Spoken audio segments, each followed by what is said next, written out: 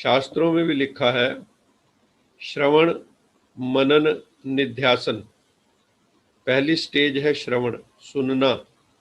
दूसरी स्टेज है मनन, उसके ऊपर मनन करना, चिंतन करना, र्यूमिनेट करना, उसके ऊपर कंटेम्पलेट करना।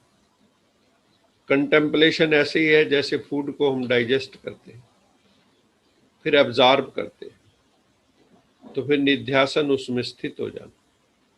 मैंने जाना कि मैं आत्मा हूं, लेकिन क्या मैंने उसका अनुभव किया? जानने के बाद अनुभूति आवश्यक। तो अब हमें जो ज्ञान सुना है उसकी अनुभूति करनी। एकांत में जाकर बड़े बड़े ऋषि मुनि महात्मा क्या कर रहे हैं? एकांत में क्या प्रयोग कर रहे हैं? अपने ऊपर ही प्रयोग कर रहे हैं कि मैं कौन, मैं अपने आप को रिप्लेनिश कैसे करूं, how to realise myself, अपने पोटेंशियल को कैसे रियलाइज करूं। तो हम लोग भी घर गृहस्थ में रहते हुए कहीं हमें भाग कर नहीं जाना कहीं नहीं, जहां है वहीं खूबसूरत हो जाना है। अंदर से खूबसूरत, बाहर से खूबसूरत, बहुत हसीन बनना है। सबसे हसीन परमात्मा है, सुंदरम, सबसे हसीन परमात्मा है। उस परमात्मा के साथ हम भी हसीन हो जाएंगे, इसमें कोई डाउट ही नहीं है। जब हम परमात्मा के बन जाते तो हसीन हो जाते, बहुत खूबसूरत हो जाते, तन भी सुंदर हो जाता, मन भी सुंदर हो जाता, आत्मा सुंदर हो जाती, सुंदरम ही सुंदरम हो जाता, ये जगत बहुत सुंदर हो जाता है। तो हमें इस संसार को ब्यूटीफाई करना है। ब्यूटीफाई कैसे होगा? हमने बहुत बिगाड़ दिया है, बहुत इसको करप्ट कर दिया है, पॉल्यूट कर दिया है इस संसार को हमने। अब इसको कैसे पटड़ी पर लाया जाए? किसी मनुष्य के वश की बात नहीं है। कोई एक व्यक्ति अगर कहे मैं इस संसार को बदल सकता हूँ, तो वो स्वयं भ्रम में है, तो उसमें इतनी सामर्थ्य कहाँ है? तो इस वक्त एक आंदोलन की आवश्यकता है। जैसे मिलिट्री वाले लोग बॉर्डर पे बैठे हुए हैं कि हम सुरक्षित हो सके, एक ऐसी सेना की जरूरत है, ऐसी रूहानी सेना की जरूरत है जो इस संसार को दिशा दे सके, परमात्मा के आदेश निर्देश पे चल सके।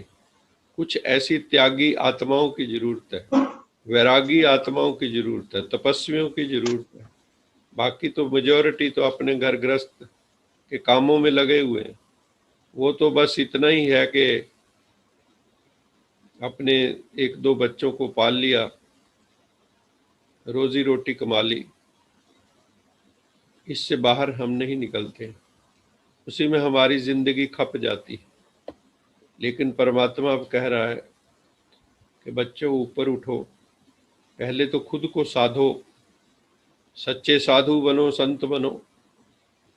केवल साधु संत पूजने के लायक नहीं है, तुम भी तो साधु संत बनो, तुम भी तो तपस्या करो, तपस्वी बनो, वैरागी बनो। ये कुछ लोगों को बनाकर उनकी पूजा करना तो बड़ा आसान है।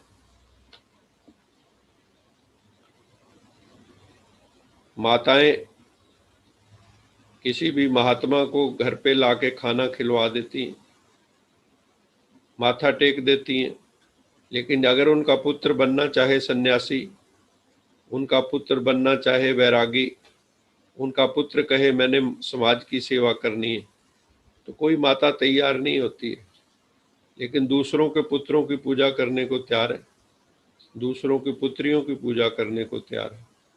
तो परमात्मा आके कह रहा है कि जैसे गुरु गोविंद सिंह ने एक दिन आवाहन किया था कि मुझे शूरवीर चाहिए, मुर्दा नहीं चाहिए, क्योंकि सारी कौम सोई पड़ी थी। इसलिए वहां सिंबलिज्म भी दिखाया कि उनकी गर्दनें पर बदल दी और उनमें शूरवीरता के संस्कार भर दिए। तो आज फिर उस चीज की जरूरत है। हमें स्पिरिचुअल आर्मी चाहिए। इस वक्त वर्ल्ड को स्पिरिचुअल आर्मी की जरूरत है, ऐसी स्पिरिचुअल आर्मी जो इस संसार को बुराइयों से मुक्त कर सके।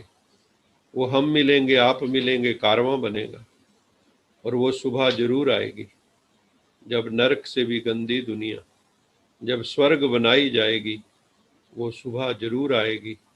वो सुबह कैसे आएगी? वो सुबह हमारे आपके प्रयास से आएगी, ईमानदारी से। अगर ऑनेस्टली, विद ऑनेस्टी हम पुरुषार्थ करेंगे स्वयं को रेक्टिफाई करने का, बुराइयों से दूर होने का, वासनाओं कामनाओं से ऊपर उठने का, अपनी आत्मा को सबल बनाने का, विल पावर को स्ट्रांग बनाने का, स्पिरिचुअली एलिवेट होने का, एनलाइटन होने का, अगर हम पुरुषार्थ करेंगे, मेहनत करेंगे, तो क्या नहीं हो सकता? इंसान क्या नहीं पा सकता? मिटा दे अपनी हस्ती को, अगर कुछ मर्तबा चाहे, कि दाना खाक में मिलकर गुलो गुलजार होता है। मिटा दे अपनी ये जो अहम है, मिथ्या अहम, मैं, इसको मिटा दे। अगर कुछ मर्तबा चाहे, अगर चाहते हो कि मैं कुछ एनलाइटनमेंट को प्राप्त हो जाऊं, हाई लेवल ऑफ कॉन्शियसनेस को प्राप्त हो, मिटा दे अपनी हस्ती को अगर कुछ मर्तबा चाहे, कि दाना जो बीज है खाक में मिलकर, मिट्टी में मिलकर, मिट्टी के नीचे जाकर गुलो गुलजार होता है, फलित होता है, फल देता है, वृक्ष बनता है, फल लगते हैं। ऐसे ही नहीं, मिटना पड़ता है। कुछ भी, जो वृक्ष की जड़ें जितनी गहरी होती हैं उतना ऊंचा जाता है। ऐसे ही हमें भी अपनी ऊंचाइयों को छूना है तो गहराई में जाना होगा। तो परमात्मा हमें वही सिखा रहा है।